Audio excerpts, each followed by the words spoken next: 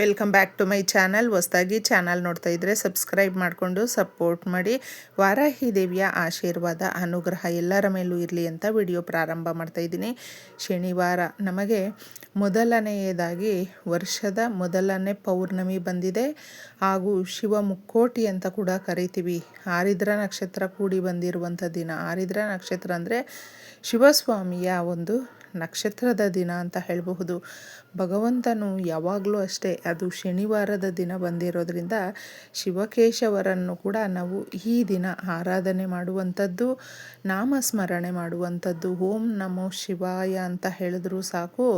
ಹಾಗೂ ನೀವು ಈ ದಿನ ಈ ಪುಟ್ಟದಾಗಿ ಎಷ್ಟೋ ಜನಕ್ಕೆ ಈಗ ಪ್ರತಿಯೊಬ್ಬರನ್ನು ಕೇಳಿ ನೋಡಿ, ಸಾಲ ಮಾಡ್ಕೊಂಡಿದ್ದೀವಿ, ಅದಕ್ಕೆ ಬಡ್ಡಿ ಕಟ್ಟೋದಕ್ಕಾಗ್ತಾಯಿಲ್ಲ, ಒಡವೆಗಳನ್ನ ನಾವು ಬಿಟ್ಬಿಟ್ಟಿದ್ದೀವಿ, ಕಷ್ಟಪಟ್ಟು ತಗೊಂಡಿದ್ವಿ, ಗಿರ್ವಿ ಇಟ್ಟಿದ್ದೀವಿ, ಬಿಡಿಸ್ಕೊಳ್ಳೋದಕ್ಕಾಗ್ತಾಯಿಲ್ಲ. ಯಾರನ್ನಾದರೂ ಕೇಳಿ, ಒಡವೆ ಅನ್ನುವಂಥದ್ದು ಹೆಣ್ಮಕ್ಳಿಗೆ ಬರೀ ನಾವು ಅದನ್ನು ಆಭರಣವಾಗಿ ಒಂದು ರೆಡಿ ಮಾಡ್ಕೊಂಡು ಹಾಕ್ಕೊಳ್ಳೋದಕ್ಕೆ ಅಥವಾ ಇನ್ನೇನಕ್ಕೋ ಅಂತಂದ್ಬಿಟ್ಟು ತಗೊಳ್ಳೋದಿಲ್ಲ. ಮನೆಯಲ್ಲಿ ಸಮಸ್ಯೆಗಳು ಇದ್ದಾಗ ನಾವು ಯಾರನ್ನ ಕೇಳಿದ್ರೂ ದುಡ್ಡು ಸಹಾಯ ಅಂತ ಮಾಡೋದಿಲ್ಲ. ಅಂಥ ಸಂದರ್ಭಗಳಲ್ಲಿ ನಮ್ಮ ಕಷ್ಟ ಕಾಲಕ್ಕೆ ಆಗುವಂಥದ್ದು ನಮ್ಮ ಮನೆಯಲ್ಲಿ ಇರುವಂಥ ಚಿನ್ನ. ಅದಕ್ಕೋಸ್ಕರ ಅದನ್ನು ಕಾಪಾಡಿಕೊಳ್ಳೋದಕ್ಕೆ ಬಹಳ ಮುಖ್ಯವಾಗಿ ನಾವು ಎಷ್ಟೆಲ್ಲ ಪ್ರಯತ್ನಗಳು ಪಡ್ತಾ ಇರ್ತೀವಿ. ಕಾರಣಾಂತರಗಳಿಂದ ಒಡವೆಗಳನ್ನ ಇಟ್ಬಿಟ್ಟಿರ್ತೀವಿ. ಪದೇ ಪದೇ ಗಿರ್ವಿ ಇಡುವಂಥ ಸಂದರ್ಭ ಬರುತ್ತೆ. ಎಷ್ಟೋ ಜನಕ್ಕೆ ಎಷ್ಟೇ ಪ್ರಯತ್ನ ಪಟ್ಟರೂ ಕೂಡ ಬಿಡಿಸ್ಕೊಳ್ಳೋದಕ್ಕೆ ಆಗೋದಿಲ್ಲ.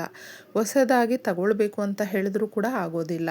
ಇದನ್ನು ತುಂಬ ನೋವಲ್ಲೂ ಕೂಡ ಹೇಳ್ಕೊಳ್ತಾರೆ. ಅಥವಾ ಸಾಲ ಮಾಡಿರ್ತಾರೆ, ಆ ಸಾಲ ತೀರಿಸೋದಕ್ಕಾಗೋದಿಲ್ಲ. ನಾವು ಎಲ್ಲಾದರೂ ಹೋಗಿ ಏನಾದರೂ ಒಂದು ಶಾಂತಿ ಪೂಜೆ ಮಾಡಿಸೋಣ, ಏನಾದರೂ ಪೂಜೆ ಮಾಡಿಸ್ಕೊಳ್ಳೋಣ ಅಂತ ಹೇಳಿದ್ರೆ ಖರ್ಚು ಜಾಸ್ತಿ ಆಗುತ್ತೆ.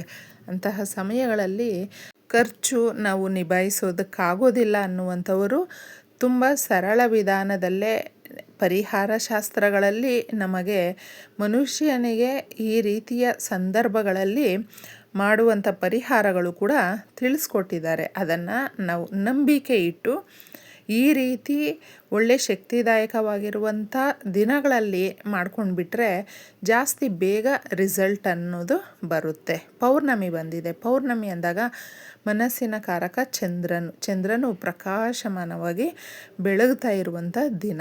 ಈ ದಿನವನ್ನು ಮಿಸ್ ಮಾಡ್ಕೊಳ್ಳೋದಕ್ಕೆ ಹೋಗ್ಬಿಡಿ. ಏನು ಮಾಡ್ಕೊಳ್ಳೋದಕ್ಕಾಗಲಿಲ್ಲ ಅಂತ ಹೇಳಿದ್ರು ಕನಿಷ್ಠ ಪಕ್ಷ ಈ ಸಣ್ಣ ಪರಿಹಾರಗಳನ್ನು ಮಾಡ್ಕೊಳ್ತಾ ರಾತ್ರಿ ಆಕಾಶವನ್ನು ನೋಡ್ತಾ ಓಂ ಚಂದ್ರದೇವಾಯ ನಮಃ, ಓಂ ಚಂದ್ರದೇವಾಯ ನಮಃ ಹೇಳ್ಕೊಳ್ಳಿ. ಒಂದು ಗ್ಲಾಸ್ ನೀರನ್ನು ಇಡಿ ಅಥವಾ ಒಂದು ಗ್ಲಾಸ್ ಹಾಲನ್ನು ಇಡಿ. ಇಲ್ಲಾಂದರೆ ನೀವೇನಾದರೂ ಈ ದಿನ ಭಗವಂತನಿಗೇನಾದರೂ ನೈವೇದ್ಯ ಪ್ರಸಾದ ಅಂತ ಮಾಡಿದರೆ ಪರಮಾನ್ನ, ಅಕ್ಕಿಯಿಂದ ಮಾಡಿದರೆ ಸೇಮ್ಯ ಅಥವಾ ಅವಲಕ್ಕಿಯಿಂದ, ಈ ರೀತಿ ಬಿಳಿ ಪದಾರ್ಥಗಳಿಂದ ಮಾಡಿರುವಂಥ ಪ್ರಸಾದವನ್ನು ಕೂಡ ಚಂದ್ರದೇವನಿಗೆ ಅರ್ಪಿಸಿ ತದನಂತರ ಅದನ್ನು ಮನೆಯವರೆಲ್ಲರೂ ಕೂಡ ಪ್ರಸಾದದ ರೂಪದಲ್ಲಿ ತಗೊಂಡ್ರೆ ಮನಸ್ಸು ಯಾವಾಗಲೂ ಚೆನ್ನಾಗಿರುತ್ತೆ. ಮನಸ್ಸೇ ನಮಗೆ ಎಲ್ಲವನ್ನು ಕೊಡುವಂಥದ್ದು. ತುಂಬ ಚೆನ್ನಾಗೇ ಇರ್ತೀವಿ. ಇದ್ದಕ್ಕಿದ್ದಂಗೆ ಜಗಳ ಮಾಡುವಂಥದ್ದು, ಅಳುವಂಥದ್ದು, ನೋವು ಜಾಸ್ತಿ ಆಗುವಂಥದ್ದು, ಬೇಡದೇ ಇರುವಂಥ ವಿಚಾರಗಳನ್ನು ತಗೊಂಡು ಮನೆಯಲ್ಲಿ ಇನ್ನಷ್ಟು ದೊಡ್ಡದಾಗಿ ಮಾಡುವಂಥದ್ದು, ನೆಮ್ಮದಿನೇ ನಾವೇ ಕಳ್ಕೊಂಡು ಬಿಡ್ತೀವಿ. ಈ ರೀತಿ ತುಂಬ ಎಫೆಕ್ಟ್ ಇರುವಂಥದ್ದು. ಅದಕ್ಕೋಸ್ಕರ ಇದನ್ನು ಮಾಡಿಕೊಂಡಾಗ ಮನಸ್ಸು ಯಾವಾಗಲೂ ಸಮಾಧಾನವಾಗಿರುತ್ತೆ, ಚೆನ್ನಾಗಿರುತ್ತೆ. ಒಳ್ಳೆ ರೀತಿಯಲ್ಲಿ ತೂಕವಾಗಿ ಆಲೋಚನೆ ಮಾಡ್ತೀವಿ. ತೂಕವಾಗಿ ನಾವು ಏನಾದರೂ ಹೇಳಬೇಕು ಅಂದರೆ ಒಬ್ಬರು ನಮ್ಮ ಬಗ್ಗೆ ಹೇಳಬೇಕು. ಇವರೇನಾದರೂ ಹೇಳಿದ್ದಾರೆ ಅಂದರೆ ತುಂಬ ಒಳ್ಳೆ ವಿಚಾರಪ್ಪ, ಚೆನ್ನಾಗಿ ಮಾತಾಡ್ತಾರೆ, ತೂಕವಾಗಿ ಮಾತಾಡ್ತಾರೆ ಅಂತ ಕೆಲವೊಬ್ಬರನ್ನ ನಾವು ಕೇಳಿರ್ತೀವಿ, ನೋಡಿರ್ತೀವಿ. ನಮ್ಮ ಮನೆಗಳಲ್ಲೂ ಕೂಡ ಆ ರೀತಿ ಇರ್ತಾರೆ. ಆ ಥರ ನಮ್ಮ ಮಾತಿಗೂ ಕೂಡ ಬೆಲೆ ಇರಬೇಕು. ಆ ಥರ ಮಾತಾಡುವಂಥದ್ದು, ಯೋಚಿಸುವಂಥದ್ದು ತುಂಬ ಚೆನ್ನಾಗಿರುತ್ತೆ. ಅದಕ್ಕೋಸ್ಕರ ಪೌರ್ಣಮಿಯ ದಿನಗಳಲ್ಲಿ ನೀವು ಈ ಸಣ್ಣ ಪರಿಹಾರ ಮಾಡಿಕೊಂಡ್ರೆ, ಮುಖ್ಯವಾಗಿ ಓದುತ್ತಾ ಇರುವಂಥವರು, ಓದಿ ಕೆಲಸಕ್ಕಾಗಿ ಪ್ರಯತ್ನ ಪಡ್ತಾ ಇರುವಂಥವರು, ತುಂಬ ಮನೆಯಲ್ಲಿ ಏನೋ ಎಲ್ಲದಕ್ಕೂ ಕೂಡ ಸಿಟ್ಟು ಮಾಡಿಕೊಳ್ಳುವಂಥವರು, ನೋವು ಜಾಸ್ತಿ ಆಗ್ತಾಯಿದೆ, ದುಃಖ ಜಾಸ್ತಿ ಆಗ್ತಾಯಿದೆ ಅನ್ನುವಂಥವ್ರು ಈ ಸಣ್ಣ ಪರಿಹಾರ ಮಾಡ್ಕೊಳ್ಳಿ ರಾತ್ರಿಗೆ, ತುಂಬ ಚೆನ್ನಾಗಿರುತ್ತೆ. ಇನ್ನು ನೀವು ದಾಸವಾಳದ ಎಲೆಯ ಪರಿಹಾರ ಮಾಡ್ಕೊಳ್ಳೋದ್ರಿಂದ ಆವಾಗಲೇ ತಿಳಿಸಿದೆ, ಸಾಲಗಳ ಮೇಲೆ ಸಾಲ, ಚಿನ್ನ ಗಿರ್ವಿ ಇಟ್ಟಿರ್ತೀವಿ, ಬಿಡಿಸ್ಕೊಳ್ಳೋದಕ್ಕಾಗೋದಿಲ್ಲ. ಈ ಥರ ಇದ್ದಾಗ ಇದು ಎಲ್ಲವೂ ಕೂಡ ತುಂಬ ಜನಕ್ಕೆ ಬಾಡಿಗೆ ಮನೆಗಳಲ್ಲಿರ್ತಾರೆ ಅಥವಾ ಸ್ವಂತ ಮನೆ ಕಟ್ಕೊಳ್ಬೇಕು, ಅದು ಚಿಕ್ಕದು ದೊಡ್ಡದು, ನಮ್ಮ ಮನೆ, ನಮ್ಮ ಅರಮನೆ, ಈ ಥರ ಇಷ್ಟಪಟ್ಟು ಮಾಡ್ಕೊಳ್ತಾರೆ. ಮನೆ ಕಟ್ಕೊಳ್ಬೇಕು ಅನ್ನುವಂಥವ್ರು, ಭೂಮಿ ತಗೊಳ್ಬೇಕು ಅನ್ನುವಂಥವರು ವೀಳ್ಯದೆಲೆಯ ಮೇಲೆ ಅಥವಾ ಮುಖ್ಯವಾಗಿ ದಾಸವಾಳ ಎಲೆ ತಗೊಳ್ಳಿ. ಸಾಕಷ್ಟು ಜನ ದಾಸವಾಳ ಎಲೆ ಸಿಗಲಿಲ್ಲ ಅಂತ ಹೇಳ್ತಾರೆ, ಅಂತಹವರು ಮಾತ್ರ ವೀಳ್ಯದೆಲೆಯನ್ನು ತಗೊಳ್ಳಿ. ನಿಮಗೆ ಅವಕಾಶ ಇದೆ, ದಾಸವಾಳದ ಗಿಡ ನಮ್ಮ ಮನೆ ಹತ್ರನೇ ಇದೆ, ನಮ್ಗೆ ಗೊತ್ತಿರುವ ಮನೆ ಹತ್ರನೇ ಇದೆ ಅನ್ನುವಂಥವರು ತಗೊಂಡಿದ್ದೆ. ಒಂದು ಚಿಕ್ಕದಾಗಿ ಬೆಲ್ಲದ ತುಂಡನ್ನು ತಗೊಂಡು ಅದ್ರ ಮೇಲೆ ಒಂದು ಸ್ಪಷ್ಟವಾಗಿ ಬರದೇ ಇದ್ದರೂ ಪರವಾಗಿಲ್ಲ, ನಿಮ್ಮ ಮನಸ್ಸಲ್ಲಿ ಇರುತ್ತಲ್ವ ಆ ಕೋರಿಕೆ, ಅದನ್ನು ಇದ್ರ ಮೇಲೆ ಕುಂಕುಮ ಪೇಸ್ಟ್ ಮಾಡಿಬಿಟ್ಟಿದೆ ಬರೆದು ಬಿಡಿ. ಮನೆ ಕಟ್ಟೋದಿದೆ, ಸಾಲ ತೀರಿಸೋದಿದೆ, ಚಿನ್ನ ತಗೊಳ್ಳೋದಿದೆ, ಈ ಥರ ಏನು ಕೋರಿಕೆ ಇರುತ್ತೋ ಅದನ್ನು ಸ್ಪಷ್ಟವಾಗಿ ಬರೆಯೋಕ್ಕಾಗಲ್ಲ. ಕೈಯಲ್ಲಿ ಈ ಥರ ಆ ಥರ ಅನ್ನೋರು ಇಯರ್ಬಡ್ಸ್ ತಗೊಳ್ಳಿ ಅಥವಾ ಕೈಯಲ್ಲೇ ನೀವು ಬರೀಬಹುದು. ನಿಮಗೆ ಮನಸ್ಸಲ್ಲಿರುತ್ತಲ್ವ ಈ ಕೋರಿಕೆ, ಇದ್ರ ಮೇಲೆ ಬರೆದ್ರೆ ಸಾಕು, ಅದು ಕ್ಲೀನಾಗಿ ಕಾಣಲಿ ಬಿಡಲಿ, ಬರ್ಕೊಳ್ಳಿ.